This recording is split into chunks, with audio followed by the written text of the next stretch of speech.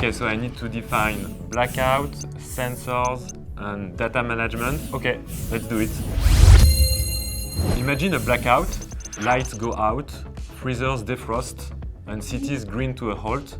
Blackouts are indeed a major concern, and in some cases, they can be caused by issues with subsea cables. Cables carry very large amounts of energy over long distances, underwater, connecting offshore wind farms and countries. If a subsea cable suddenly fails, it will disrupt the flow of electricity. And if the grid is weak or insufficiently redundant, it can lead to a brownout or worse, a blackout. That's why we need to monitor cable so that we can be aware in real time of any particular event potentially affecting the health of cables. Sensors.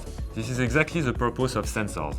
They are like the eyes and ears of the operator to monitor the cable health in real time. Imagine driving a car, not knowing the motor engine speed, or if you are running out of oil or gas. This can be quite scary for a long family journey, right? For example, sensors, such as fiber optics, can measure temperature along the cable, looking for changes in the environment which could put the cable at risk. By having this constant stream of data, we can identify potential problems early on and prevent them from causing disruption.